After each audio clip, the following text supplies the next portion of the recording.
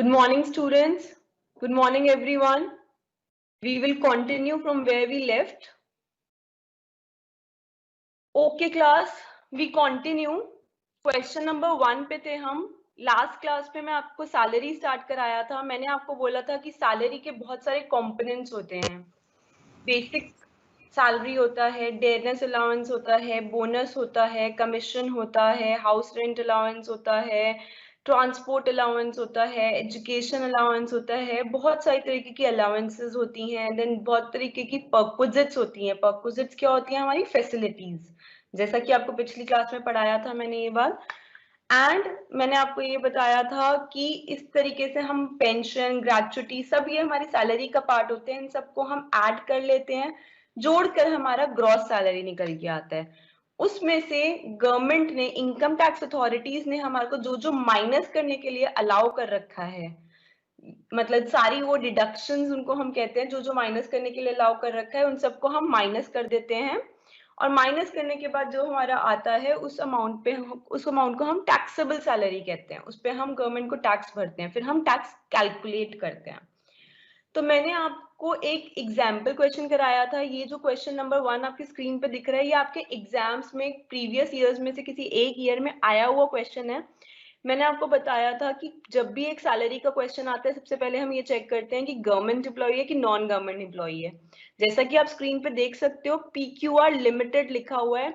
PQR limited जो है बच्चे, देखिए, PQR लिमिटेड से हमें पता चल रहा है कि अगर गवर्नमेंट एम्प्लॉई होता तो लिखा हुआ होता गवर्नमेंट एम्प्लॉई, क्योंकि सिर्फ PQR लिमिटेड लिखा हुआ है, इसका मतलब है कि ये नॉन गवर्नमेंट एम्प्लॉई है. आगे आपको बेसिक सैलरी दे रखी है 15,000 रुपए पर मंथ, और आगे फर्दर ये बता रखा है कि रेंट फ्री अकोमोडेशन दिल्ली में थी. ये वाला पॉइंट हम कर चुके हैं.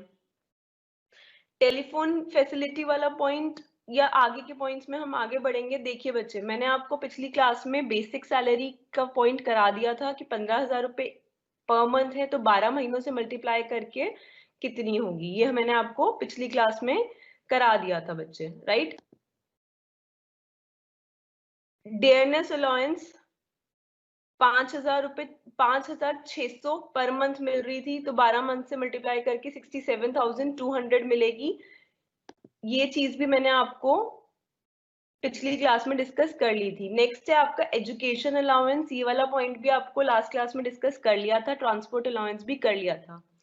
नेक्स्ट आते हैं हम रेंट फ्री अकोमोडेशन का. मैंने आपको जो थियोरेटिकल पार्ट है वो समझाया था. कैलकुलेशन इस क्वेश्चन में करते हैं. क्या दे रखा है रेंट फ्री अकोमोडेशन के लिए बच्चे? दे रखा है कि रेंट फ्री अकोमोडेशन थी, कहाँ मिल रही थी? दिल्ली में मिल रही थी. फेयर रेंटल वैल्यू जिसकी 60,000 थी. मैंने आपको ये बताया, कहीं भी ये मेंशन नहीं है कि जो रेंट फ्री अकोमोडेशन है उसके लिए रेंट पे किया गया है. कोई रेंट पे मालिक ने नहीं किया है. मैंने जिन स्टूडेंट्स ने सिर्फ आज ज्वाइन किया, लास्ट क्लास में नहीं थे, very briefly I am telling them, rent free accommodation मतलब फ्री में रहने के लिए मकान दे दिया आपके मालिक ने, आपके एम्प्लॉयर ने. किसे? एम्प्लॉई को. अगर आप कहीं पे नौकरी करते हैं, अगर आपको फ्री में रहने के लिए मकान दिया जाता है उतने टाइम के लिए जितने टाइम आप नौकरी कर रहे हैं, तो उसे हम कहते हैं रेंट फ्री अकोमोडेशन. जैसे ही रेंट फ्री अकोमोडेशन का क्वेश्चन आएगा, आप हमेशा चेक करेंगे कि जो एम्प्लॉयर है वो एक प्राइवेट एम्प्लॉयर है या एक गवर्नमेंट एम्प्लॉयर है. Very clearly after seeing this PQR limited हम कह सकते हैं कि ये कौन है बच्चे? प्राइवेट एम्प्लॉयर है. और हम हमेशा ये चेक करेंगे कि जो रेंट फ्री अकोमोडेशन है वो दिल्ली में दी गई है, मुंबई में दी गई है, कौन सी सिटी में दी गई है. सिटी चेक करनी है हमें.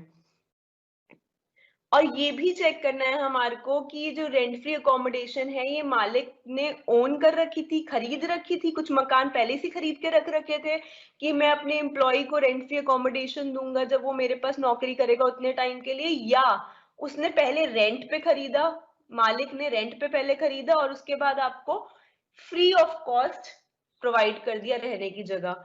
तो ऐसे केस में रेंट फ्री अकोमोडेशन हमारे को अलग अलग केसेस में अलग अलग ट्रीटमेंट होता है. जब हम यहाँ पे देखते हैं कि उसने रेंट कितना पे किया, मालिक ने कुछ नहीं लिखा, बस ये लिखा है कि आसपास के मकानों में फेयर रेंटल वैल्यू, अगर आसपास के मकान चढ़ते थे मतलब रेंट पर, तो उनको 60,000 रुपीज का रेंट मिलता था. तो इसका मतलब ओनरशिप किसकी है? मालिक की है. ऐसे केस में हम रेंट फ्री अकोमोडेशन बच्चे कैसे कैलकुलेट करते हैं वो हम स्क्रीन पर देखेंगे. देखिए working note number 1, calculation of rent free accommodation perquisite value. Rent free accommodation क्या एक फैसिलिटी है, उस फैसिलिटी को हम परक्विजिट कहते हैं। परक्विजिट की वैल्यू निकाल रहे हैं। क्यों निकाल रहे हैं? क्योंकि मैंने आपको लास्ट क्लास में बताया था कि इनकम टैक्स अथॉरिटीज का ये कहना है कि भाई ऐसा नहीं है कि तुम टैक्स उतने ही अमाउंट पे हमारे को पे कर दोगे जितना तुम्हारे को कैश दे रहा है तुम्हारा एम्प्लॉयर। जो तुम्हारे को फैसिलिटीज दे रहा है तुम्हारा एम्प्लॉयर, उसकी भी कैश वैल्यू निकालो, उस पर भी तुम इनकम टैक्स पे करोगे, वरना तो तुम्हारा इनकम टैक्स कम बन जाएगा। गवर्नमेंट पागल नहीं बनना चाहती। तो इस केस में सी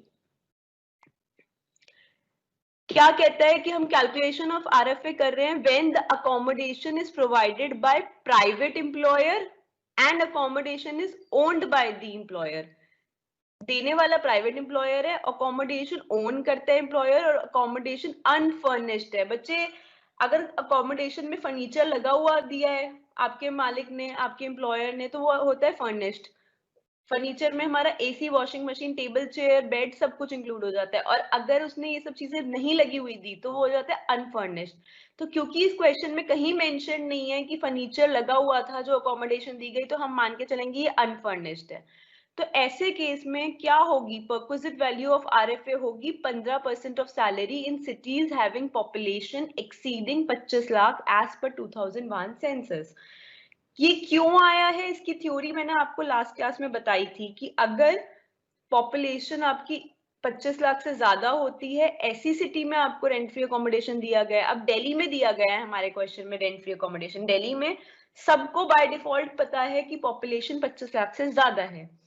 ऐसे केस में परक्विजिट वैल्यू ऑफ आरएफए कितनी होगी? 15% of salary.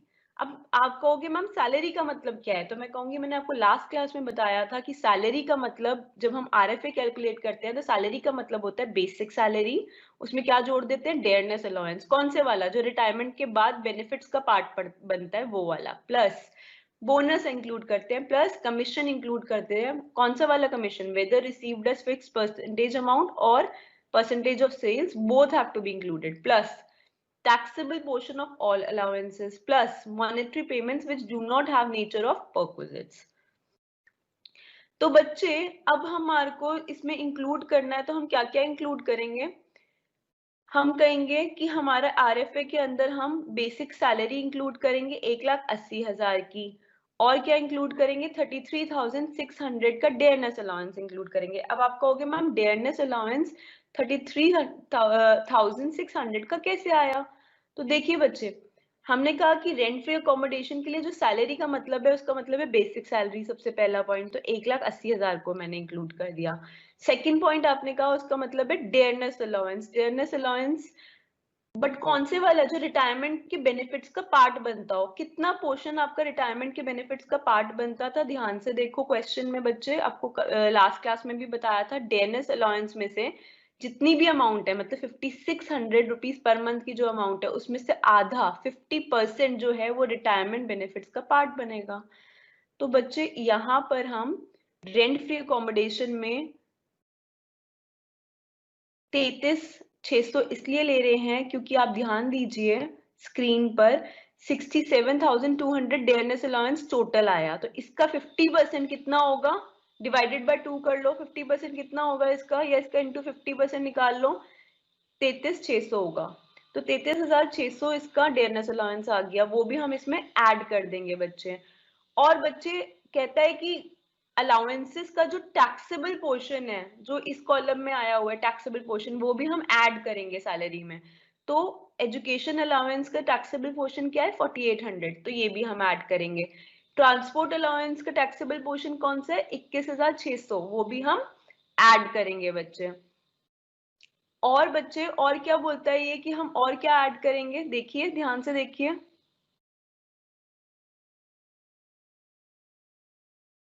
1,80,000 basic salary add करी है, साथ में डेयरनेस अलाउंस ऐड किया है, साथ में आपका ट्रांसपोर्ट अलाउंस 21,600 ऐड हुआ है, और 4,800 का एजुकेशन अलाउंस ऐड हुआ है। अब बाकी की चीजें जो इसने हमारे को ऐड करने के लिए कही थी कि, और क्या बोला था? बोनस। बोनस हमारे क्वेश्चन में नहीं है, कमीशन हमारे क्वेश्चन में नहीं है, और बच्चे monetary payments which do not have the nature of perquisites मतलब फैसिलिटी, वैसी भी कोई पेमेंट नहीं है, तो हमने बाकी चीजों को ऐड कर दिया, तो हमारा रेंट फ्री अकोमोडेशन के लिए सैलरी निकल के आई 2,40,000। परक्विजिट वैल्यू निकालनी है हमें आरएफए की, तो आरएफए की परक्विजिट वैल्यू कितनी होगी बच्चे?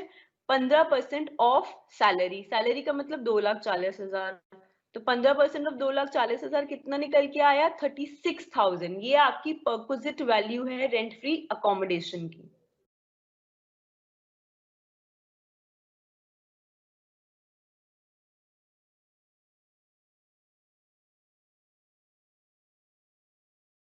ये देखिए valuation of perquisite rent free accommodation 15% of 2,40,000, refer working notes number 1 36,000, यही हमने निकाला 36,000। तो ये हमारा टैक्सेबल पोर्शन हो गया, टैक्सेबल अमाउंट हो गई परक्विजिट की, कौन सा हो गया? 36,000। नेक्स्ट आता है बच्चे आपका टेलीफोन फैसिलिटी। जरा एक बार देख के बताइए क्वेश्चन में टेलीफोन फैसिलिटी के बारे में क्या गिवन है।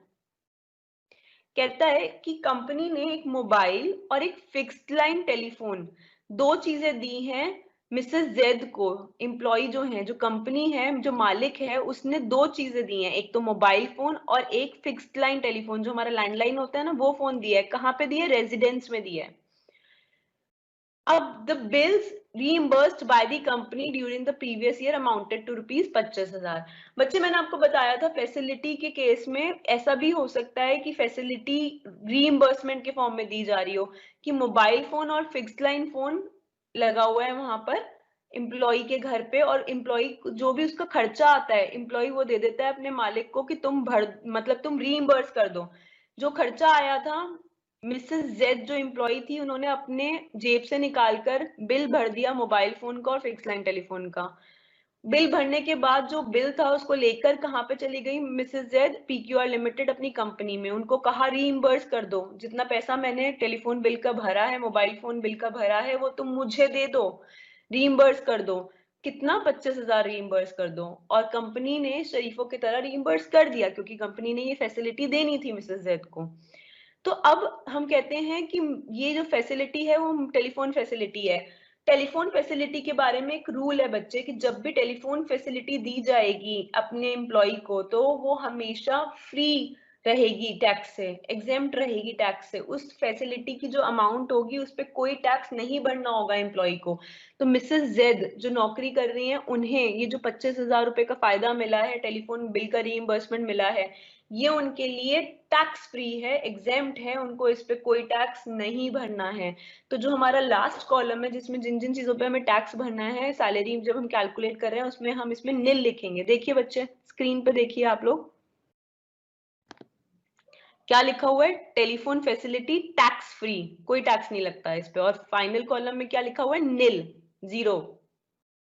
ठीक है बच्चे, नेक्स्ट पढ़ते हैं बच्चे गिफ्ट। गिफ्ट के बारे में क्या है, अब देखते हैं कि गिफ्ट के बारे में क्वेश्चन में गिवन क्या है हमारे को।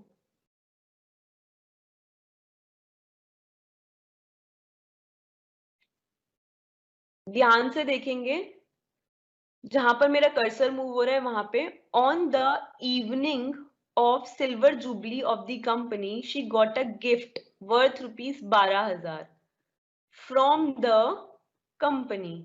मिसेस जेड जो थी, जो नौकरी कर रही थी, जब उनकी कंपनी में 25 साल पूरे करे तो कंपनी ने एक पार्टी थ्रो करी। उस पार्टी की इवनिंग में कंपनी ने मिसेस जेड को 12,000 रुपए का गिफ्ट दिया, इस खुशी में कि कंपनी ने 25 साल पूरे कर लिए हैं। अब 12,000 का जो गिफ्ट है उस पे मिसेस जेड टैक्स भरे या नहीं भरे, मेरा क्वेश्चन ये है आप सबसे।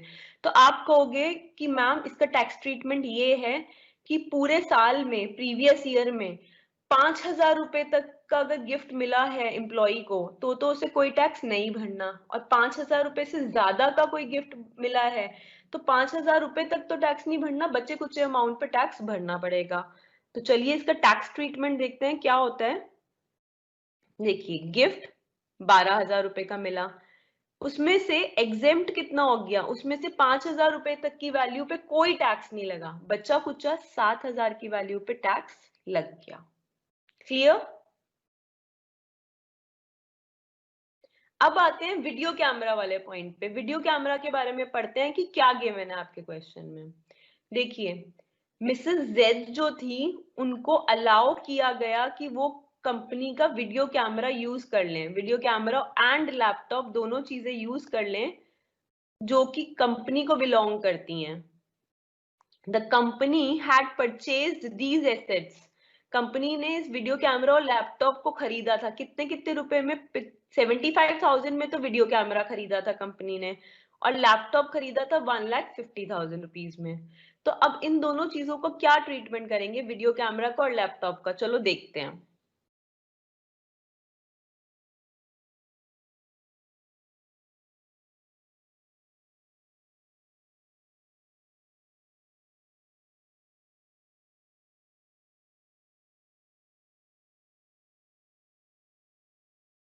वर्किंग नोट नंबर 6 पे आएंगे बच्चे, आप लोग स्क्रीन पर देख पा रहे होंगे। देखिए, कहता है जब हमें अब कह रहा है कि perquisite value of laptop and video camera. देखिए बच्चे, फैसिलिटी है ना, मतलब जो ये वीडियो कैमरा है और लैपटॉप है ये फ्री में यूज करने के लिए अगर दे दिया एम्प्लॉय को कंपनी ने, तो ये कंपनी ने एक फैसिलिटी दी है। जैसा कि मैंने बताया, फैसिलिटीज के केस में इनकम टैक्स अथॉरिटीज कहती हैं कि जब तुम टैक्स भरने पे आओगे, जितना कैश में तुमने सैलरी ली उस पे तो भरोगे भरोगे सैलरी को टैक्स। आप साथ साथ आप किस चीज पे टैक्स भरोगे? जो फैसिलिटीज मिली उन फैसिलिटीज को पैसों के टर्म्स में तोल लो, उनकी वैल्यू निकाल लो, परक्विजिट वैल्यू, और उन परक्विजिट वैल्यू पर भी आपको टैक्स भरना पड़ेगा। तो चलो देखते हैं कि इनकम टैक्स अथॉरिटीज के अकॉर्डिंग लैपटॉप अगर फ्री में दिया है यूज करने के लिए हमारे मालिक ने, हमारे एम्प्लॉयर ने एम्प्लॉय को, तो लैपटॉप की परक्विजिट वैल्यू टैक्स के पॉइंट ऑफ व्यू से कितनी होती है और वीडियो कैमरा की पॉइंट ऑफ व्यू से हमारा क्या कैलकुलेशन होती है, देखते हैं। तो परक्विजिट वैल्यू कहता है जो मूवेबल एसेट्स होते हैं, मूवेबल मतलब जो चल पाते हैं एसेट्स, चल पाते हैं इन द सेंस हिलाए जा सकते हैं। जो एसेट्स हिलाए जा सकते हैं उन एसेट्स की अगर हमें परक्विजिट वैल्यू निकालनी है, बट इसमें हम मोटर कार को इंक्लूड नहीं करेंगे, कार को, ट्रक को इसमें इंक्लूड नहीं करेंगे। कार और ट्रक भी चल सकते हैं, मूव हो सकते हैं, उनको हटा दीजिए। कार को हटाकर जितने भी मूवेबल एसेट्स हैं उन साथ, जैसे लैपटॉप आपका क्या है, मूवेबल एसेट है, हिलाकर एक जगह से दूसरी जगह रख सकते हो। वीडियो कैमरा क्या है, मूवेबल एसेट है, एक जगह से हटा के दूसरी जगह रख सकते हो। तो कहते हैं जितने भी मूवेबल एसेट्स हैं उनकी परक्विजिट वैल्यू कैसे कैसे कैलकुलेट होती है। तो चलिए सबसे पहले बताता है कंप्यूटर और लैपटॉप का अगर केस आएगा, अगर आपके मालिक ने आपको फ्री में लैपटॉप कंप्यूटर यूज करने के लिए दिया गया है, तो आप कहोगे उसकी परक्विजिट वैल्यू क्या है, निल, उस पर आपको कोई टैक्स नहीं भरना। उस फैसिलिटी की वैल्यू इनकम टैक्स अथॉरिटीज की नजरों में क्या है, जीरो। वो कहते हैं उसमें कोई टैक्स नहीं भरना उस वैल्यू पे, कितने का भी लैपटॉप खरीदा हो आपकी कंपनी ने और आपको फ्री में दिया हो यूज करने के लिए, बट उस लैपटॉप की और कंप्यूटर की परक्विजिट वैल्यू जीरो है इनकम टैक्स अथॉरिटीज की नजरों में। नेक्स्ट कहता है all other assets other than computer और लैपटॉप। कहता है कंप्यूटर और लैपटॉप को तो छोड़ दो, उनको छोड़ के जितने भी मूवेबल एसेट्स हैं। अब इसमें दो चीजों को छोड़ना है मूवेबल एसेट्स में, एक तो हमने कार को छोड़ दिया, दूसरा हमने कंप्यूटर और लैपटॉप को छोड़ दिया। इन दो चीजों को छोड़ के बचे कुचे जितने भी एसेट्स हैं, उस केस में क्या आता है, कैसे निकाली जाती है परक्विजिट वैल्यू? कहता है कि 10% per annum of actual cost of the asset. जो भी आपका एसेट था वो जितने का खरीदा था उसकी 10% पर एनम की कॉस्ट निकाल लो। मान लीजिए अगर आपने कोई चीज 1 लाख की खरीदी थी तो 1 लाख का 10% कितना हो जाएगा, 10,000। कहता है वो निकाल लो। कहता है वो अगर एसेट ओन कर रखा है एम्प्लॉयर ने तो। मान लीजिए कि आपका जो एम्प्लॉयर है जिसने आपको नौकरी पे रखा है उसने आपको वीडियो कैमरा यूज करने के लिए दिया है और वीडियो कैमरा 1 लाख का खरीदा था उसने, तो अगर उसने खरीद रखा है, वो ओन करता है उस कैमरा को आपका मालिक, तो ऐसे केस में परक्विजिट वैल्यू क्या होगी उस वीडियो कैमरा की, उस एक्चुअल कॉस्ट जो होगी उस एसेट की, वीडियो कैमरा की। वीडियो कैमरा क्या है, एसेट ही है। उस वीडियो कैमरा की जो एक्चुअल कॉस्ट होगी, मैं कह रही हूँ एग्जाम्पल के तौर पे 1 लाख है अगर, तो उसका 10% वैल्यू निकालेंगे, तो मतलब 1 लाख की 10% क्या होगी, 10,000। वो हमारी परक्विजिट वैल्यू होगी किस चीज की, आपके वीडियो कैमरा की। बट मान लीजिए यही वीडियो कैमरा रेंट पर लिया होता आपके मालिक ने और फिर आपको फ्री ऑफ कॉस्ट यूज करने के लिए दिया होता, तो इस टाइम पे आपकी परक्विजिट वैल्यू कितनी होती वीडियो कैमरा की, वो होती जितना आपने रेंट पे किया है रेंट, आपके एम्प्लॉयर ने जितना रेंट पे किया है वीडियो कैमरा के लिए, उतनी आपकी परक्विजिट वैल्यू हो जाती है। एम्प्लॉय की परक्विजिट वैल्यू क्या हो जाती है वीडियो कैमरा की? जितना उसके एम्प्लॉयर ने रेंट पे किया है। Clear class? तो हमारे क्वेश्चन में जो लैपटॉप है उसकी परक्विजिट वैल्यू तो निल हो गई, जीरो हो गई, और जो परक्विजिट वैल्यू वीडियो कैमरा की है तो उसमें हम ये चेक करेंगे कि पहले ये बताओ कि वीडियो कैमरा ओन कर रहा था एम्प्लॉयर या उसने रेंट पे किया उस वीडियो कैमरा के लिए। तो चलिए देखते हैं क्या दे रखा है आपके क्वेश्चन में, जल्दी से देखेंगे।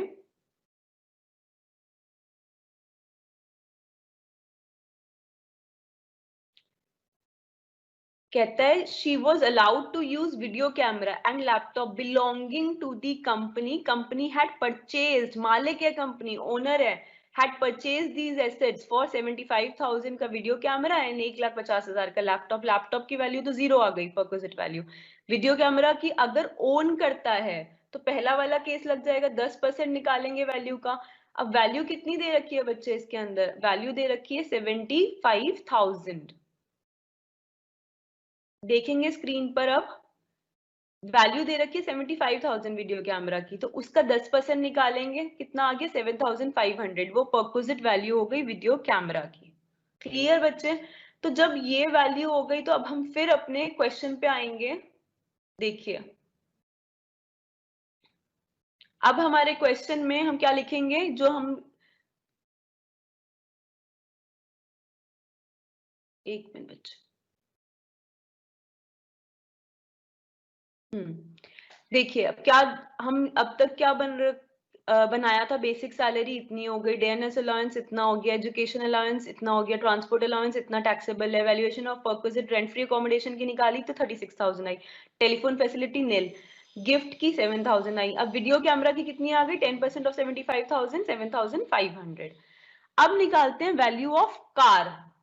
कार की फैसिलिटी की, अब कार क्या है आपकी? Movable asset. मूवेबल एसेट की पर्पस, अब आप फैसिलिटी दी गई है, क्या हुआ है? ये जो मालिक थी पीक्यूआर लिमिटेड, उन्होंने अपनी एम्प्लॉय मिसेस जेड को गाड़ी दे दी है फ्री में यूज करने के लिए। काहे? ये लो गाड़ी फ्री में यूज कर लो, हमारी कंपनी की गाड़ी। तो उस कंपनी ने जो गाड़ी दी है, उस गाड़ी की फैसिलिटी की वैल्यू हम कैलकुलेट करेंगे इनकम टैक्स अथॉरिटीज को टैक्स भरने के पॉइंट ऑफ व्यू से। तो चलिए इसकी वैल्यू कैलकुलेट करते हैं। कैसे कैलकुलेट होती है वो कह रहे हैं, वर्किंग नोट नंबर 2 देखो। देखो अब बच्चे, जब भी गाड़ी दी जाएगी ना, तो ऐसे में आप हमेशा क्या देखोगे? आप ये चेक करोगे कि गाड़ी जो मालिक है एम्प्लॉयर, वो उसे ओन करता है या उसने रेंट पे ली है। मतलब जब मेरे को आपको कोई भी फैसिलिटी देनी है, मैं उस फैसिलिटी को ओन भी कर सकती हूँ, मैंने वो खरीदी भी हो सकती है चीज, और वो मैंने रेंट पर भी ले रखी हो सकती है। अब मेरे को ये चेक करना है कि ये जो गाड़ी है, ये गाड़ी कंपनी ने खरीद रखी थी क्या और फिर फ्री में यूज करने के लिए दे दी मिसेस जेड को, अपनी एम्प्लॉय को, या कंपनी ने पहले रेंट पे ली इस गाड़ी को, क्योंकि आपको पता है गाड़ियां भी रेंट पे मिल जाती हैं, और उसके बाद कंपनी ने फ्री में यूज करने के लिए अपनी एम्प्लॉय मिसेस जेड को दे दी। कौन सा केस था? कंपनी ओन करती थी इस गाड़ी को या कंपनी ने हायर पे, मतलब रेंट पर लिया इस गाड़ी को? एक तो ये चीज चेक करेंगे। दूसरी चीज क्या चेक करेंगे? कंपनी ने partly official and partly personal purpose से दी है। कहने का मतलब, कंपनी ने जो गाड़ी दी है, वो गाड़ी मिसेस जेड एम्प्लॉय थोड़ा सा ऑफिस पर्पस के लिए यूज करेंगी, थोड़ा सा अपने पर्सनल घूमने फिरने के लिए यूज करेंगी, या प्योरली ऑफिस पर्पस के लिए दी है, ये भी हमारे को जानना होगा। या प्योरली पर्सनल पर्पस के लिए दी है, या प्योरली ऑफिस पर्पस के लिए दी है, ये थोड़ा ऑफिस का काम और थोड़ा पर्सनल काम दोनों मिला के करने हैं, इस पर्पस से दी है। ये भी हमारे को क्वेश्चन में हमेशा चेक करना है कि पर्पस क्या रहा है उनका। ये भी क्वेश्चन में हमेशा चेक करना है कि ओन ओन करते हैं या रेंट पे ली है गाड़ी एम्प्लॉयर ने। और क्या चेक करना है क्वेश्चन में? तीसरी चीज हमें ये चेक करनी है कि रनिंग एंड मेंटेनेंस, देखते जाइएगा स्क्रीन पे कर्सर कहाँ है, रनिंग एंड मेंटेनेंस चार्जेस जो हैं are met by the employer. क्या रनिंग एंड चार्जेस, जो रनिंग एंड मेंटेनेंस चार्जेस हैं, मतलब इतने का पेट्रोल डलवाया, इतने का मतलब आपने इतने की जो रिपेयर कराई गाड़ी में, या मेंटेनेंस के लिए गाड़ी गई तो इतना पैसा लगा, वो रनिंग एंड मेंटेनेंस के जो चार्जेस हैं वो मालिक एम्प्लॉयर पे कर रहा है या वो मिसेस जेड जो एम्प्लॉई है वो पे कर रही हैं? ये भी हमारे को क्वेश्चन में चेक करना जरूरी है। और फर्दर क्या चेक करना जरूरी है कि गाड़ी जो है वो कितनी उसका इंजन जो है गाड़ी का वो कितने क्यूबिक कैपेसिटी का है, क्या इंजन 1600 सीसी से कम का है या 1600 सीसी का है या 1600 सीसी से ज्यादा का है। ये और एक और चीज चेक करनी है, क्या चेक करनी है कि गाड़ी में ड्राइवर दिया है या नहीं, विद ड्राइवर दी है गाड़ी की विदाउट ड्राइवर दी है। रिपीट कर रही हूँ, ध्यान से सुनेंगे सारे लोग। जब भी आपके पास गाड़ी से रिलेटेड परक्विजिट मिलेगी, आप चेक करेंगे कि जो मालिक था वो ओन करता था गाड़ी को या उसने रेंट पे ली थी गाड़ी। फिर आप चेक करेंगे कि जो मालिक था उसने गाड़ी यूज करने के लिए सिर्फ ऑफिस के पर्पज से दी है या सिर्फ पर्सनल पर्पज से दी है या ऑफिस और पर्सनल पर्पज दोनों मिला के कर सके एम्प्लॉय इस पर्पज से दी है।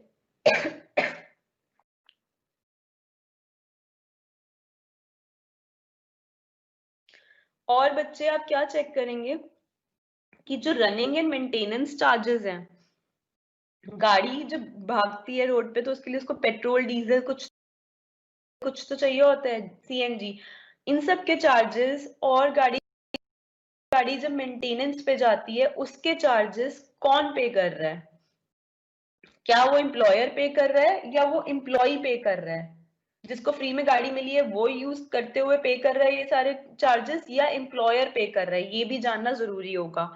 और क्या जानना जरूरी होगा कि गाड़ी की जो इंजन है उसकी क्यूबिक कैपेसिटी कितनी है, 1600 सीसी की गाड़ी है या 1600 सीसी से नीचे की गाड़ी है या 1600 सीसी से ऊपर की गाड़ी है।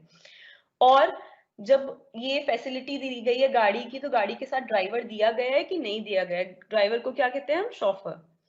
तो बच्चे अब हम अपने क्वेश्चन में पढ़ते हैं कि हमें क्या गिवन है क्या नहीं गिवन है मिसेस जेड को। पढ़े, देखो अब ध्यान से बच्चे।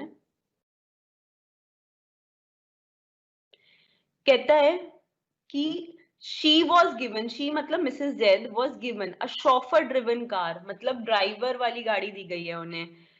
1.6 सीसी मतलब 1600 सीसी वाली गाड़ी दी गई है for private and official use, private use भी था और ऑफिशियल यूज भी था, दोनों मिलाकर यूज करने के लिए दी गई है। और क्या कहते हैं, all expenses of running and maintenance including driver salary were paid by the company, सारे खर्चे रनिंग मेंटेनेंस के और ड्राइवर की सैलरी सब कौन उठा रहा है, कंपनी उठा रही है।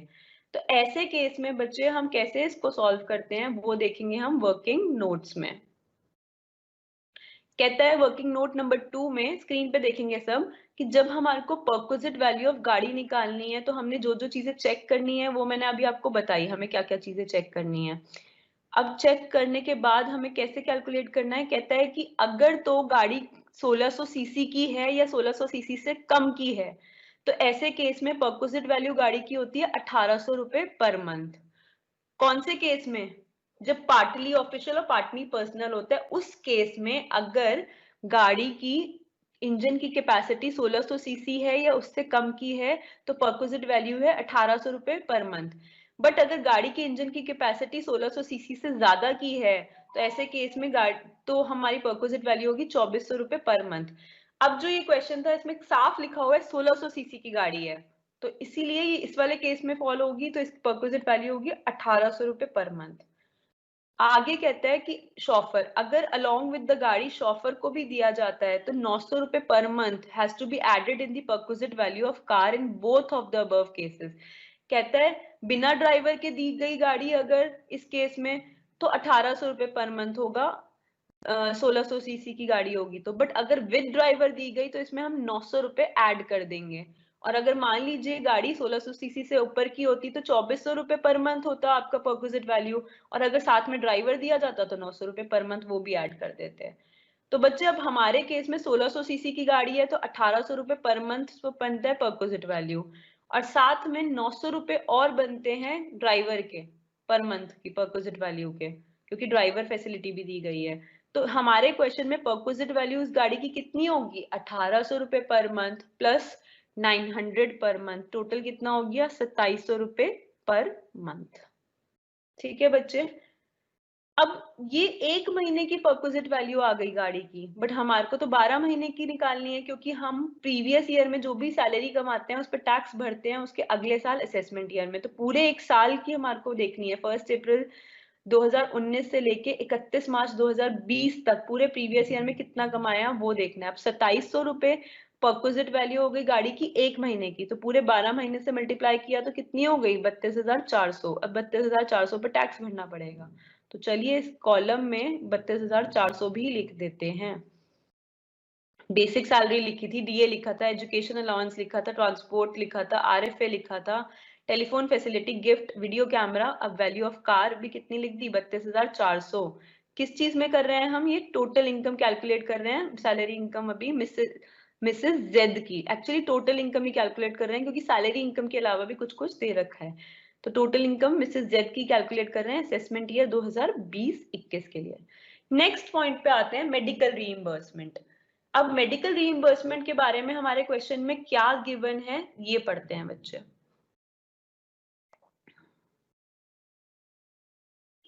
देखिए अब जहां पे मेरा कर्सर है वहां देखेंगे स्क्रीन पे, ड्यूरिंग द ईयर, एक मिनट में थोड़ा जूम कर लेती हूँ, हाँ जी।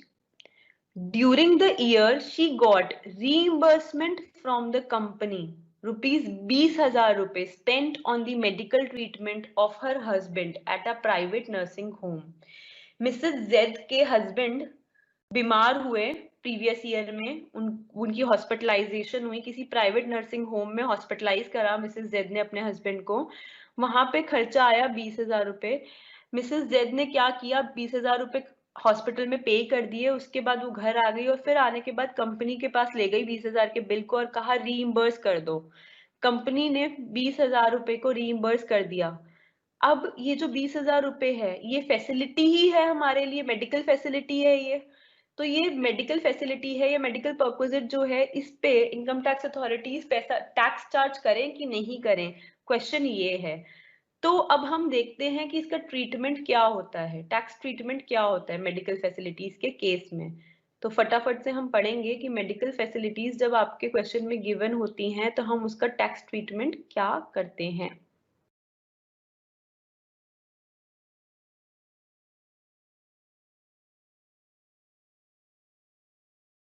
देखेंगे सब स्क्रीन पे, कहता है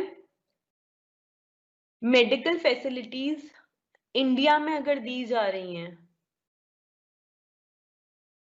तो कहता है ये वाली फैसिलिटीज ऐसी हैं, कुछ फैसिलिटीज का नाम बता रहा है, अगर ये वाली दी गई हैं तो उन पर टैक्स नहीं देना है आपको गवर्नमेंट को। कौन सी वाली, सबसे पहला पॉइंट बोलता है कि अगर जिस जगह पे ट्रीटमेंट कराया एम्प्लॉय ने अपने हस्बैंड का या खुद का, जहां पे उसने ट्रीटमेंट कराया वो हॉस्पिटल जो था एम्प्लॉयर रन करता था, जिसके मिसेस जेड जो है पीक्यूआर लिमिटेड में नौकरी करती हैं हमारे क्वेश्चन में, तो पीक्यूआर लिमिटेड अगर हॉस्पिटल रन करता है कोई, उस हॉस्पिटल के अंदर ट्रीटमेंट कराती है मिसेस जेड अपने हस्बैंड का, तो कोई टैक्स नहीं देना पड़ेगा उस 20,000 के अमाउंट पे जो रीइंबर्स करी है एम्प्लॉयर ने। दूसरा पॉइंट कहता है कि अगर actual expenditure incurred or reimbursed by employer on the treatment of employee or on his family members medical treatment in any hospital maintained by government, कहता है रीइंबर्समेंट अगर करा है खर्चे का, जो मेडिकल खर्चा हुआ है एम्प्लॉई का अपने ऊपर या अपने हस्बैंड पे या अपने बच्चों पे, तो जो भी उस पे रीइंबर्समेंट किया है मालिक ने, ₹20,000 रीइंबर्स किया ना हमारे क्वेश्चन में, तो अगर ऐसे हॉस्पिटल में ट्रीटमेंट कराया था एम्प्लॉय ने जो हॉस्पिटल गवर्नमेंट का था, तो ऐसे केस में गवर्नमेंट इनकम टैक्स अथॉरिटी कोई टैक्स चार्ज नहीं करेगी उस 20,000 के अमाउंट पे, उस मेडिकल फैसिलिटी के अमाउंट पे, जो भी मेडिकल फैसिलिटी की अमाउंट होगी। तीसरा कहता है कि कुछ हॉस्पिटल्स ऐसे हैं जो गवर्नमेंट ऑफ इंडिया ने अप्रूव कर रखे हैं फॉर स्पेसिफाइड डिजीज, कुछ पर्टिकुलर डिजीजेस के लिए स्पेशलाइजेशन होती है कुछ हॉस्पिटल्स की, जैसे कि हमारा राजीव गांधी कैंसर इंस्टीट्यूट जो है, जो वो कैंसर के पेशेंट्स को डील करता है हॉस्पिटल, ऐसे ट्यूबरक्लोसिस के लिए जो स्पेशल हॉस्पिटल है। तो ये कुछ बीमारी हैं, कैंसर, ट्यूबरक्लोसिस, जो कुछ कुछ स्पेसिफाइड डिजीज है, उनके लिए गवर्नमेंट ने कुछ हॉस्पिटल्स को अप्रूव कर रखा है। वो हैं तो नहीं गवर्नमेंट हॉस्पिटल्स, बट गवर्नमेंट ने उन्हें अप्रूव कर रखा है। ऐसे हॉस्पिटल्स जिनको गवर्नमेंट ने अप्रूव कर रखा है, like Rajiv Gandhi institute of cancer etcetera, ऐसे हॉस्पिटल्स में अगर एम्प्लॉय ने अपना या अपने किसी फैमिली मेंबर का ट्रीटमेंट कराया, तो ऐसे केस में और बाद में उसने आके रीइंबर्समेंट ले लिया अपने एम्प्लॉयर से कि अरे तुम मेरे को ये पैसा वापस दे दो, ये मैंने अपने घर के फैमिली मेंबर्स के मतलब मेडिकल खर्चों के लिए खर्चा था हॉस्पिटल में।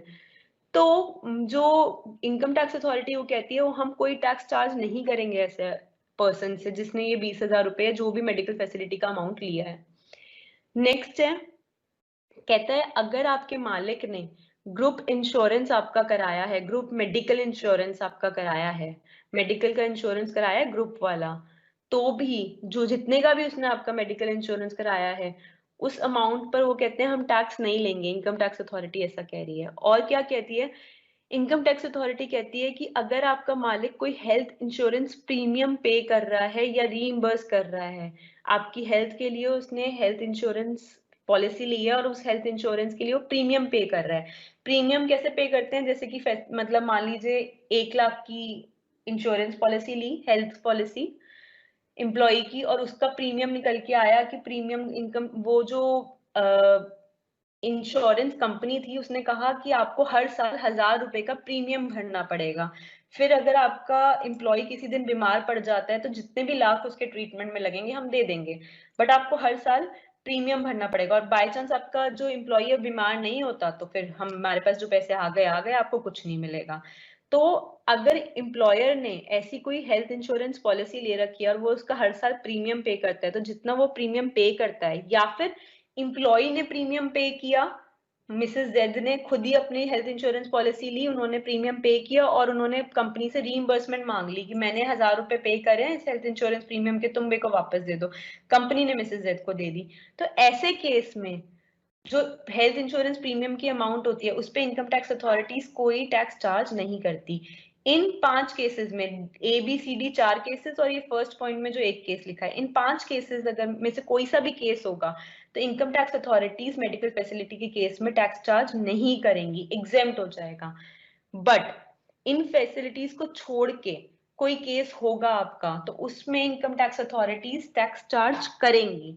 अब हमारा जो केस था, जो हम क्वेश्चन कर रहे थे बच्चों, फटाफट से अपने क्वेश्चन पे आएंगे, ध्यान से देखेंगे कि हमारे क्वेश्चन में क्या गिवन है। हमारे क्वेश्चन में गिवन है बच्चे कि जो मेडिकल ट्रीटमेंट है वो हस्बैंड का कराया है प्राइवेट नर्सिंग होम में, जो 5 पॉइंट्स हमने करे हैं उनमें कहीं कवर नहीं हो रहा है, तो इसलिए फुल्ली टैक्सेबल होगी ये अमाउंट। और 20,000 रुपए मिला है रीइंबर्समेंट के तौर पे मेडिकल फैसिलिटी का, तो ये मिसेस जेड को पूरा 20,000 पे टैक्स देना पड़ेगा। तो चलिए देखते हैं बच्चे क्या करा इन्होंने, मेडिकल रीइंबर्समेंट पूरे 20,000 पे टैक्सेबल कॉलम में लिख दिया।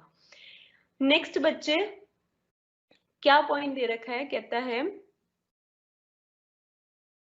एक minute, employer's contribution to recognised provident fund. ये जानने के लिए आपको प्रोविडेंट फंड होता क्या है ये जानना जरूरी है। तो बच्चे मैं इसके वर्किंग नोट पे आ रही हूँ, वर्किंग नोट नंबर 3 है। हाँ जी, अब बच्चे ध्यान से सुनेंगे क्या होता है कि प्रोविडेंट फंड क्या होता है। अब मान लीजिए मैं कहीं दिल्ली यूनिवर्सिटी में नौकरी करती हूँ, मेरे को दिल्ली यूनिवर्सिटी में बोला गया कि तुम्हारी हर महीने जितनी सैलरी होती है उसका 10% कटवा लो प्रोविडेंट फंड का, और जो तुम कटवाओगे 10% भी हो सकता है, 5% भी हो सकता है, 20% भी हो सकता है, 21% भी हो सकता है, कितना भी हो सकता है।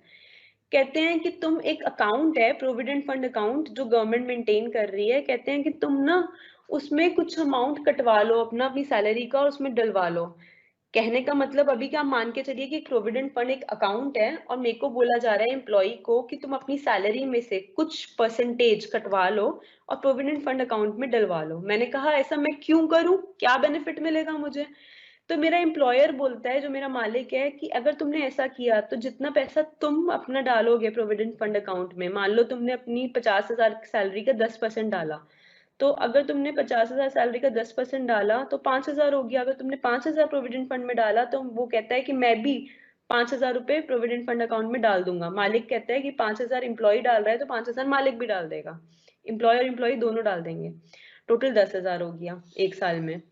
एक साल में नहीं बच्चे, अगर मान लीजिए एक महीने का है तो 12 महीने से मल्टीप्लाई कर देंगे, पूरे साल का है तो एज इट इज। अब जो अमाउंट हुई 10,000, मान लीजिए पूरे साल की 10,000 अमाउंट है, उसमें अब क्या करेगा जो मेरा एम्प्लॉयर है, वो ये पैसा जो प्रोविडेंट फंड अकाउंट में डालेगा, ये पैसा ना वो फर्दर म्यूचुअल फंड्स में इन्वेस्ट कर देंगे। अगर ये प्रोविडेंट फंड अकाउंट गवर्नमेंट चला रही है और मेरे एम्प्लॉयर ने गवर्नमेंट के पास जाके अपने और मेरे 5-5 हजार रुपए जमा करा दिए, तो ये 10,000 को गवर्नमेंट म्यूचुअल फंड्स में, शेयर्स में इन्वेस्ट कर देगी, और जो रिटर्न आएगा वहां से, शेयर्स में इंटरेस्ट आता है ना, वो सॉरी शेयर्स में रिटर्न आता है हमारा डिविडेंड वगैरह के फॉर्म में, और हमारे म्यूचुअल फंड्स वगैरह में भी हमारे को रिटर्न मिलता है। तो जो भी ये रिटर्न मिलेगा उसको इंटरेस्ट के फॉर्म में हमारे को जो भी प्रोविडेंट फंड अकाउंट मेंटेन कर रहा होगा वो दे देगा, और वो इंटरेस्ट भी हम अपने प्रोविडेंट फंड अकाउंट में जमा कर लेंगे। मान लीजिए 5,000 मैंने अपनी सैलरी से कटवाए थे, 5,000 मेरे मालिक ने ऐड करे थे, टोटल 10,000 हो गए। मान लीजिए उस पर इंटरेस्ट आया 1,000 रुपए पूरे साल में, तो 11,000 टोटल हो गए। फिर अगला साल आया, अगले साल भी मैंने 5,000 अपनी जॉब में से, अपनी सैलरी में से कटवा लिए, 5,000 मेरे मालिक ने दे दिए प्रोविडेंट फंड अकाउंट में। फिर टोटल कितना हो गया, पिछले साल का 11,000 था, नए साल का 10,000 हो गया, टोटल 21,000 हो गया। 21,000 को जो प्रोविडेंट फंड मेंटेन कर रहा था, चाहे आपका एम्प्लॉयर हो चाहे गवर्नमेंट हो, उसने क्या किया, शेयर्स में और बाकी जगहों पे म्यूचुअल फंड्स में इन्वेस्ट कर दिया 21,000 को। उस पे इंटरेस्ट आया पूरे साल में, जो भी इंटरेस्ट आया, जो भी रिटर्न्स आई डिविडेंड के फॉर्म में, किसी भी फॉर्म में रिटर्न्स आई, उतने पैसे को उसने आपके अकाउंट में ऐड कर दिया प्रोविडेंट फंड अकाउंट में। मान लीजिए इस बार 2,000 इंटरेस्ट आया, तो 21,000 पहले ही पड़ा था, साथ में हमने 2,000 और जोड़ लिया, 23,000 हो गया। तो इस तरीके से बच्चे वो पैसा हमारे पास जुड़ता जाता है, जुड़ता जाता है, और रिटायरमेंट के टाइम पर बड़ी सी लाखों की, करोड़ों की अमाउंट बड़ी सी हो जाती है प्रोविडेंट फंड की, और वो हम एम्प्लॉय को दे देते हैं। ये सब हमने क्यों किया था एम्प्लॉय के साथ, ताकि एम्प्लॉय की कुछ सेविंग हो जाए, ताकि उसके बुढ़ापे में काम आ जाए। एम्प्लॉय को लालच दिया था कि तू अपनी सैलरी में से कुछ पोर्शन कटवा ले हर महीने का, तेरे बुढ़ापे में काम आएगा, और जितना तू कटवाएगा उतना ही मालिक कहता है मैं भी डाल दूंगा, और फिर साथ में इंटरेस्ट भी आएगा इसमें, और फिर जब तेरी रिटायरमेंट होगी तो बड़ा सा अमाउंट होएगा वो तू ले लियो। ठीक है बच्चे, यहाँ तक का हमारे को समझ आ गया कि इसे हम प्रोविडेंट फंड कहते हैं।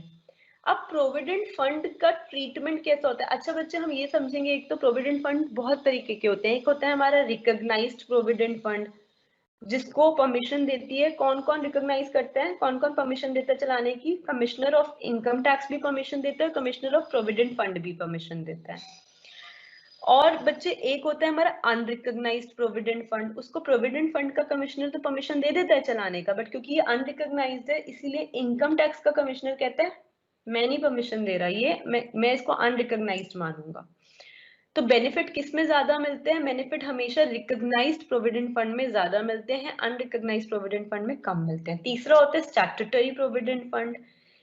तो ऐसे करके बच्चे हमारे बहुत सारे केसेस बनते हैं, बट क्योंकि हम लोगों के पास तो लिमिटेड 13 क्लासेस हैं कोर्स खत्म करने के लिए, तो हम सब कुछ डिटेल में तो नहीं पढ़ पाएंगे, बट हमारे क्वेश्चन में यूज हो गया है इस समय रिकॉग्नाइज्ड प्रोविडेंट फंड।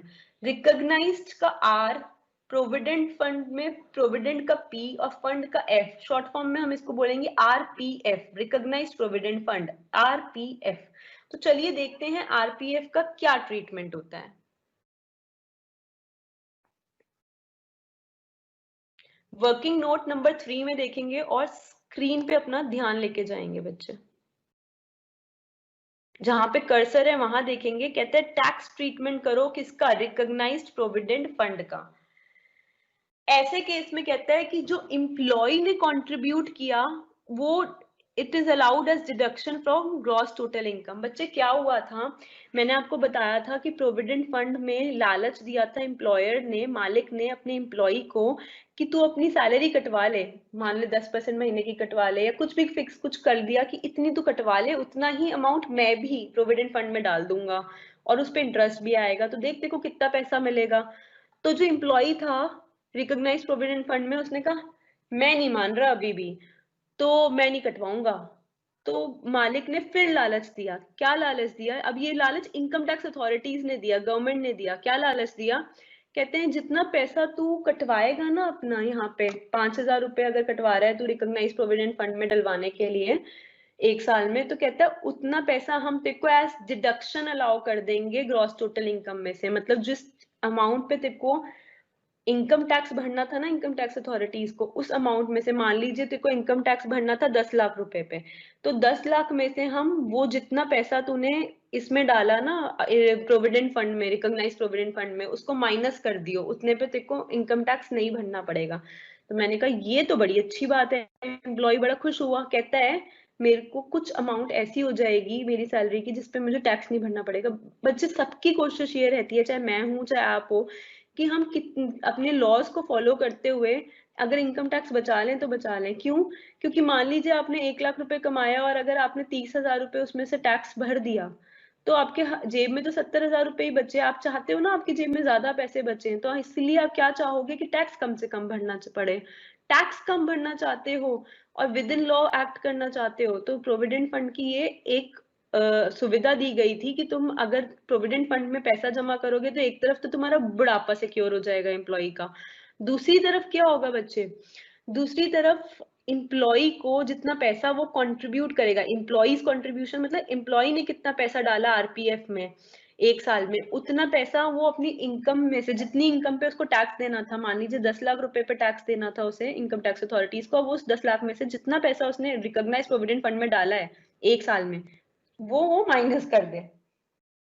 5,000 मान लो डाला था तो 5,000 10 लाख में से माइनस कर दे, बच्चे कुचे पे उसे टैक्स भरना पड़ेगा इनकम टैक्स अथॉरिटीज को। तो ये तो बड़ा फायदा हो गया। तो ये 80C की डिडक्शन दी जाती है ग्रॉस टोटल इनकम में से अगर एम्प्लॉय ने कंट्रीब्यूट किया होता है टुवर्ड्स आरपीएफ। नेक्स्ट होता है एम्प्लॉयर कंट्रीब्यूशन। मैंने आपको बताया था कि जो मालिक है एम्प्लॉयर कहता है कि जितना तू कंट्रीब्यूट करेगा उतना ही मैं भी कंट्रीब्यूट कर दूंगा। मान लो कि तुमने 10% ऑफ सैलरी कंट्रीब्यूट किया तो मैं भी 10% ऑफ सैलरी कंट्रीब्यूट कर दूंगा।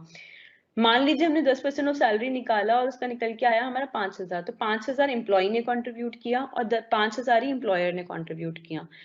तो अब जो एम्प्लॉयर ने कंट्रीब्यूट किया 5,000 बच्चे, वो आप लोगों की सैलरी ही तो है, एक तरीके से सैलरी, आप काम करते हो इसीलिए वो कंट्रीब्यूट कर रहे हैं। तो इनकम टैक्स अथॉरिटीज कहती हैं कि ज्यादा चालाक बनने की जरूरत नहीं है कि तुम अब जो एम्प्लॉयर ने कंट्रीब्यूट किया है प्रोविडेंट फंड में उसमें टैक्स नहीं दोगे, ऐसा तुम्हें करने नहीं देंगे, तुम्हें उस पर टैक्स देना पड़ेगा। बट कितना टैक्स देना पड़ेगा और कितना एग्जेम्प्ट, कहते हैं थोड़ा बहुत एग्जेम्पशन भी देंगे तुम्हारे को, तुम्हारे मालिक ने, तुम्हारे एम्प्लॉयर ने तुम्हें कुछ कंट्रीब्यूट किया है रिकॉग्नाइज प्रोविडेंट फंड में, तो ठीक है हम ऐसे केस में थोड़ा सा तुम्हारे को एग्जेम्पशन देंगे बट कुछ अमाउंट पे टैक्स भी चार्ज करेंगे। तो क्या बोला, क्या इनकम टैक्स अथॉरिटीज ने बोला कि जो भी पैसा तुम्हारे एम्प्लॉयर ने कंट्रीब्यूट किया रिकॉग्नाइज प्रोविडेंट फंड में, जैसे मेरे एग्जांपल में मैंने कह रही थी 5,000 कंट्रीब्यूट किया, तो कहते हैं वो तुम्हारी इनकम है एम्प्लॉय की अंडर द हेड सैलरी, कहते हैं बट हम कुछ एग्जेम्पशन देंगे और कुछ टैक्स चार्ज करेंगे। कितना एग्जेम्पशन देंगे, कहते हैं जितना मालिक ने कंट्रीब्यूट किया, सेकंड पॉइंट में लिखा है जितना मालिक ने कंट्रीब्यूट किया वो लिख लो, चलो 5,000 मेरे एग्जांपल में 5,000 मालिक ने कंट्रीब्यूट किया तो वो लिख लिया, कहते हैं और फर्स्ट पॉइंट में कहते हैं 12% सैलरी का निकाल लो, सैलरी तुम्हारी जितनी गिवन है उसका 12% निकाल लो।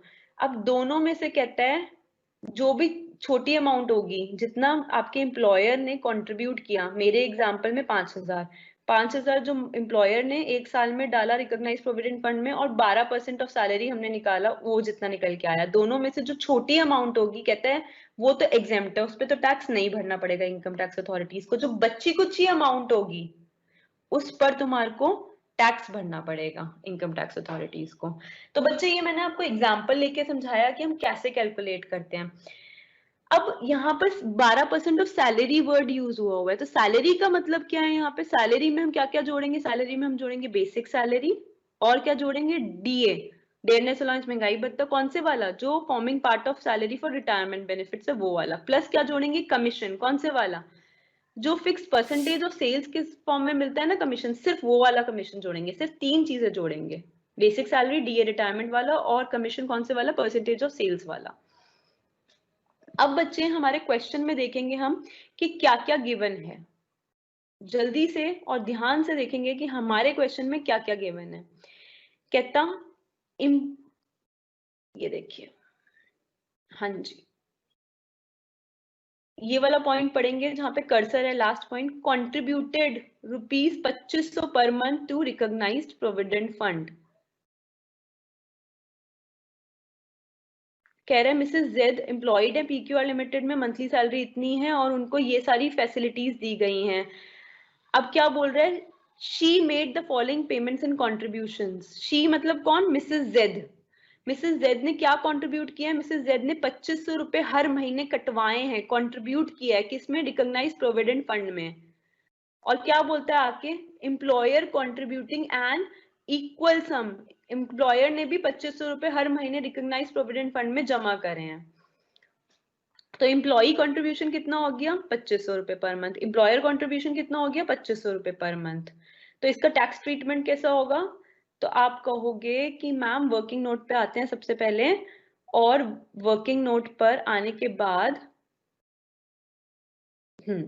वर्किंग नोट नंबर 3 पे आ गए, फिर आप कहोगे मैम एम्प्लॉय ने जो कंट्रीब्यूट किया उसकी तो उसको डिडक्शन मिल जाएगी 80C में, माइनस कर देंगे जो भी उसकी टोटल टैक्सेबल इनकम आएगी उसमें से हम माइनस कर देंगे उस अमाउंट को जितनी उसने कंट्रीब्यूट किया, मतलब 2500 रुपए पर मंथ हम माइनस कर देंगे 80C की डिडक्शन के फॉर्म में। और जो एम्प्लॉयर ने कंट्रीब्यूट किया 2500 रुपए पर मंथ, आप कहोगे कि यहाँ पे उसका actual contribution done by employer लिख देंगे 2500 रुपए पर मंथ इंटू 12 महीने, और ये 12% ऑफ सैलरी निकाल लेंगे। सैलरी के अंदर हम बेसिक सैलरी जोड़ेंगे पूरे साल की, डीए रिटायरमेंट वाला जोड़ेंगे, 1,80,000 शायद बेसिक सैलरी गिवन थी, डीए हमारा 33,600 आ रहा था शायद, और कमीशन हमारा गिवन नहीं है, ठीक है। तो अब हमारे क्वेश्चन में आ जाते हैं, हमारे क्वेश्चन में हम कैसे कैलकुलेट करेंगे, तो कहते हैं एम्प्लॉयर का कंट्रीब्यूशन कैसे कैलकुलेट करेंगे, वो कहते हैं उसमें से कितना एग्जेम्प्ट है एम्प्लॉयर के कंट्रीब्यूशन में, कहते हैं एग्जेम्प्ट है टू दी लोअर ऑफ, पहला पॉइंट 12% ऑफ सैलरी, सैलरी 2,13,600। आप कहोगे मैम कैसे निकल के आई है 2,13,600, तो 2,13,600 ऐसे निकल के आई है कि 1,80,000 बेसिक सैलरी थी, 33,600 डेयरनेस अलाउंस था रिटायरमेंट वाला, दोनों को जोड़ दिया तो मिलके आया 2,13,600, वो हमारी सैलरी आ गई। इस सैलरी का हम 12% निकालेंगे तो वो आ गया 25,632। और सेकंड पॉइंट में 2500 रुपए महीना को हम 12 से मल्टीप्लाई करेंगे, ये जो था ना एम्प्लॉयर ने कंट्रीब्यूट किया, देखो actual contribution done by employer 2500 रुपए पर मंथ इंटू 12 महीने, कितना निकल के आया 30,000 रुपए। तो इन दोनों में से जो छोटा पॉइंट होगा बच्चे वो हमारा एग्जेम्प्ट हो जाएगा, तो दोनों में से छोटा अमाउंट 25,632 में से और 30,000 में से छोटा अमाउंट कौन सा है 25,632, तो ये हमारा एग्जेम्प्ट हो गया। एक्चुअली में एम्प्लॉयर ने कितना दिया था, एक्चुअली में एम्प्लॉयर ने दिया था 2500 रुपए हर महीने 12 महीने तक, तो एक्चुअली में एम्प्लॉयर ने 30,000 रुपए दिए थे आरपीएफ में, बट उसमें से एग्जेम्प्ट कितना हो गया 25,632, बचा हुआ कितना टैक्सेबल हो जाएगा, 30,000 में से 25,632 माइनस कर देंगे तो 4,368 रुपए हमारा टैक्सेबल हो जाएगा। तो देखते हैं बच्चे कि यहाँ पे क्या लिखा हुआ है, एम्प्लॉयर्स कंट्रीब्यूशन टैक्सेबल कितना है, ध्यान दें हम कैलकुलेशंस में, देखो लिखा हुआ है एम्प्लॉयर कंट्रीब्यूशन टू आरपीएफ, ये जो आपने जहाँ पे बेसिक सैलरी डेयरनेस अलाउंस ये सब जितना टैक्सेबल पोर्शंस लिखे थे, तो उसी में लिखा हुआ है एम्प्लॉयर्स कंट्रीब्यूशन टू आरपीएफ कितना कितना टैक्सेबल होगा, 30,000 उसने कंट्रीब्यूट किया था माइनस इतना हमारा एग्जेम्प्ट हो गया था 25,632, बच्चा कुचा 4,368 हमारा टैक्सेबल हो गया। क्लियर बच्चे यहाँ तक का? अच्छा, अब आप कहोगे मैम बट एम्प्लॉय को भी तो डिडक्शन दो, ये एम्प्लॉय पूरी उसकी इनकम निकाल लोगे, उसमें से वो तो माइनस करो जो एम्प्लॉय ने डाला था इस अकाउंट में। तो बच्चे देखेंगे working note number 3, working note number 3 में इसने कहा कि ये तो हमने निकाल लिया बट हमारे एम्प्लॉय को भी तो डिडक्शन दे दो, एम्प्लॉय को 80C की डिडक्शन दे दो जो उसने ग्रॉस टोटल इनकम आए उस पे। तो चलिए एम्प्लॉय की ग्रॉस टोटल इनकम लास्टली निकल के जब अभी आप सारी कैलकुलेशन कर लोगे तो उसके बाद एम्प्लॉय की जो ग्रॉस टोटल इनकम है वो क्या निकल कर आई, देखो आपने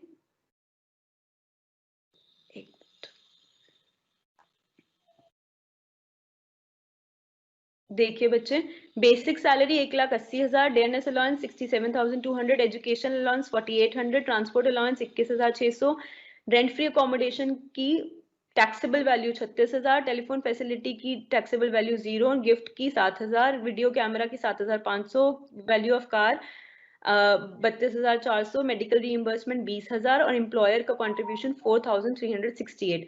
इन सब को आप ऐड कर दोगे, जोड़ दोगे तो आपकी टोटल ग्रॉस टोटल इनकम आ जाएगी, पूरी आपकी इनकम कितनी हो जाएगी 3,80,868। अब आपकी ग्रॉस टोटल इनकम तो इतनी हो गई, अब इसमें से हम इस पे हम टैक्स नहीं भरेंगे अभी इनकम टैक्स अथॉरिटीज को कि इतनी इनकम आ गई इस पे टैक्स भर दो, नहीं, अब उस इनकम टैक्स अथॉरिटीज ने हमें जो जो माइनस करना अलाउ कर रखा है पहले वो माइनस करेंगे।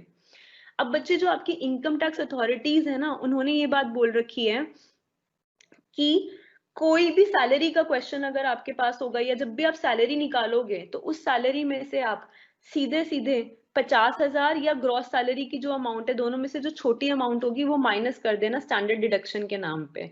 बच्चे जो गवर्नमेंट है, इनकम टैक्स अथॉरिटीज हैं, उन्होंने ये सोचा कि जब भी आप नौकरी करते हो ना, कहीं पे भी नौकरी करके सैलरी कमाते हो, तो आपका मालिक क्या होता है, छोटी छोटी चीजों में आपके खर्चे करा देता है। कभी पेन खरीदने में, कभी रजिस्टर खरीदने में, कभी किसी चीज में। हर नौकरी में आपको पेन, रजिस्टर, छोटी छोटी चीजें चाहिए होती हैं जिसपे आप खर्चा कर देते हो। तो इनकम टैक्स अथॉरिटीज कहती हैं कि पूरे साल में लगभग 50,000 तो आपका एम्प्लॉयर छोटी छोटी चीजों में आपकी एम्प्लॉई का खर्च करवा ही देता है। तो मान लीजिए मिसेस जेड जो एम्प्लॉय है, उन्हें 3,80,868 की मिल गई टोटल इनकम पूरे साल में। बट इनकम टैक्स अथॉरिटी कहता है कि तुम भी तो एम्प्लॉई हो, और हर एम्प्लॉई के लिए वो कहता है इनकम टैक्स अथॉरिटी कि पूरे साल में तुम्हारा जो मालिक है ना, वो करीब करीब 50,000 रुपए तुम्हारे खर्च करा ही देता है, छोटे मोटे पेन खरीदने में, रजिस्टर खरीदने में, और कोई छोटे मोटे खर्चों में। तो इनकम टैक्स अथॉरिटी कहती है कि हम इतने गंदे नहीं है कि हम तुमने 50,000 के करीब खर्चा भी किया होगा अपनी जॉब करने में, हम वो भी तुम्हारा माइनस ना करें और डायरेक्टली 3,80,868 पे तुमसे टैक्स ले लें। हम इतने बुरे नहीं है, ऐसा इनकम टैक्स अथॉरिटी बोलती है। वो कहती है कि चलो हम मान लेते हैं कि तुम्हारे लगभग लगभग हर आदमी के 50,000 रुपए महीना, 50,000 रुपए पूरे साल में, not month per month, but पूरे ईयर में 50,000 रुपए का खर्चा हो जाता होगा। और क्योंकि पूरे साल में 50,000 का खर्चा हो जाता होगा, अगेन आई एम रिपीटिंग, ये ईयरली लिमिट है पूरे साल में 50,000 की, कि आपकी इतना खर्चा हो जाता होगा तो आपको 50,000 माइनस करना अलाउड है।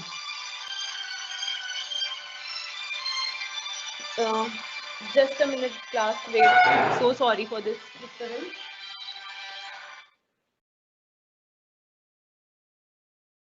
ओके, अब 50,000 आपको जो माइनस करना अलाउड है, आपने उसको माइनस कर दिया। बट अब आप कहोगे कि इसका नाम क्या होगा, स्टैंडर्ड डिडक्शन के नाम से इसे माइनस किया जाएगा अंडर सेक्शन 16 सबसेक्शन 1 है, ये आपको याद रखना है। दूसरी बात जो बच्चे आपको सैलरी निकालोगे, तो उस सैलरी में से आप सीधे सीधे 50,000 या ग्रॉस सैलरी की जो अमाउंट है, दोनों में से जो छोटी अमाउंट होगी वो माइनस कर देना स्टैंडर्ड डिडक्शन के नाम पे। बच्चे, जो गवर्नमेंट है, इनकम टैक्स अथॉरिटीज हैं, उन्होंने ये सोचा कि जब भी आप नौकरी करते हो ना, कहीं पे भी नौकरी करके सैलरी कमाते हो, तो आपका मालिक क्या होता है, छोटी छोटी चीजों में आपके खर्चे करा देता है। कभी पेन खरीदने में, कभी रजिस्टर खरीदने में, कभी किसी चीज में। हर नौकरी में आपको पेन, रजिस्टर, छोटी छोटी चीजें चाहिए होती हैं जिसपे आप खर्चा कर देते हो। तो इनकम टैक्स अथॉरिटीज कहती हैं कि पूरे साल में लगभग 50,000 तो आपका एम्प्लॉयर छोटी छोटी चीजों में आपकी एम्प्लॉई का खर्च करवा ही देता है। तो मान लीजिए मिसेस जेड जो एम्प्लॉय है, उन्हें 3,80,868 की मिल गई टोटल इनकम पूरे साल में। बट इनकम टैक्स अथॉरिटी कहता है कि तुम भी तो एम्प्लॉई हो, और हर एम्प्लॉई के लिए वो कहता है इनकम टैक्स अथॉरिटी कि पूरे साल में तुम्हारा जो मालिक है ना, वो करीब करीब 50,000 रुपए तुम्हारे खर्च करा ही देता है, छोटे मोटे पेन खरीदने में, रजिस्टर खरीदने में, और कोई छोटे मोटे खर्चों में। तो इनकम टैक्स अथॉरिटी कहती है कि हम इतने गंदे नहीं है कि हम तुमने 50,000 के करीब खर्चा भी किया होगा अपनी जॉब करने में, हम वो भी तुम्हारा माइनस ना करें और डायरेक्टली 3,80,868 पे तुमसे टैक्स ले लें। हम इतने बुरे नहीं है, ऐसा इनकम टैक्स अथॉरिटी बोलती है। वो कहती है कि चलो हम मान लेते हैं कि तुम्हारे लगभग लगभग हर आदमी के 50,000 रुपए महीना, 50,000 रुपए पूरे साल में, not month per month, but पूरे ईयर में 50,000 रुपए का खर्चा हो जाता होगा। और क्योंकि पूरे साल में 50,000 का खर्चा हो जाता होगा, अगेन आई एम रिपीटिंग, ये ईयरली लिमिट है पूरे साल में 50,000 की, कि आपकी इतना खर्चा हो जाता होगा तो आपको 50,000 माइनस करना अलाउड है।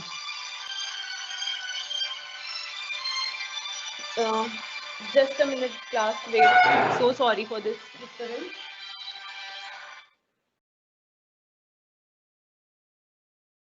ओके, अब 50,000 आपको जो माइनस करना अलाउड है, आपने उसको माइनस कर दिया। बट अब आप कहोगे कि इसका नाम क्या होगा, स्टैंडर्ड डिडक्शन के नाम से इसे माइनस किया जाएगा अंडर सेक्शन 16 सबसेक्शन 1 है, ये आपको याद रखना है। दूसरी बात जो बच्चे आपको बहुत ध्यान रखनी है वो ये कि जरूरी नहीं है हमेशा 50,000 माइनस हो। ग्रॉस टोटल सैलरी जो आपकी निकल के आएगी, उस सैलरी को आप 50,000 से कंपेयर करोगे, दोनों में जो छोटी अमाउंट होगी ग्रॉस सैलरी और 50,000 में जो छोटी अमाउंट होगी वो माइनस करेंगे एज स्टैंडर्ड डिडक्शन। अब ग्रॉस सैलरी इसकी निकल के आ रही थी 3,80,868, और स्टैंडर्ड डिडक्शन वालों ने 50,000 की एक लिमिट दे रखी थी। तो 50,000 को हमने 3,80,868 से कंपेयर किया, दोनों में जो छोटी अमाउंट थी वो थी 50,000, इसलिए हमने यहाँ पे 50,000 माइनस कर दिया। तो आपको दो चीजें याद रखनी है स्टैंडर्ड डिडक्शन में, 50,000 और ग्रॉस सैलरी, दोनों का कंपैरिजन करेंगे, जो अमाउंट छोटी होगी उसको हम हमेशा माइनस करेंगे ग्रॉस सैलरी कैलकुलेट होने के बाद। तो ये अमाउंट माइनस कर दी 50,000 की, कितना आ गया 3,30,868। इनकम टैक्स अथॉरिटी कहती है अब इस पे टैक्स भर दो। तो हमने कहा अभी भी नहीं भरेंगे हम टैक्स, अभी जो जो डिडक्शंस तुम लोग देते हो हम लोगों को वो हमें माइनस करना अलाउड करो। डिडक्शन का मतलब होता है, डिडक्शन का मतलब होता है माइनस। तो वो इनकम टैक्स अथॉरिटी कहती है कि इस पे टैक्स मत भरो, इनमें से हम कुछ कुछ चीजें तुम्हें बता रहे हैं, वो चीजें तुम माइनस कर सकते हो, वो चीजों पे अगर तुमने पैसा लगा रखा है तो ये तुम्हें डिडक्शंस मिल सकती हैं, वो सब माइनस कर दो, जो बच्चा कुछ अमाउंट आएगा उस पे टैक्स भरना। हमने कहा thank you income tax authority को, क्योंकि उसने हमारे को डिडक्शंस दे रखी हैं। क्या क्या डिडक्शंस दे रखी हैं, तो बहुत सारी दे रखी हैं, वो हम डिडक्शंस चैप्टर में पढ़ेंगे। बट अभी के लिए हमारे क्वेश्चन के लिए क्या इंपॉर्टेंट है, हमारे क्वेश्चन के लिए इंपॉर्टेंट है बच्चे, ध्यान से देखेंगे। कहता है she made, Mrs Z made following payments and contributions. तो उन्होंने मिसेस जेड ने 2500 रुपए रिकॉग्नाइज प्रोविडेंट फंड में डाला था, और हमें पता है एम्प्लॉय कॉन्ट्रीब्यूशन का डिडक्शन मिलता है सेक्शन 80C में। तो जितनी हमारी ग्रॉस सैलरी निकल के आई थी बच्चे, कितनी निकल के आई थी, देखो ध्यान से, 3,30,868, स्क्रीन पे देखेंगे सब, उसमें से डिडक्शन माइनस करना अलाउ होगा कि एम्प्लॉय ने जितना कंट्रीब्यूट किया टुवर्ड्स आरपीएफ, कितना, इसी का तो लालच देके हमारे से करवाया था मिसेस जेड से कंट्रीब्यूशन।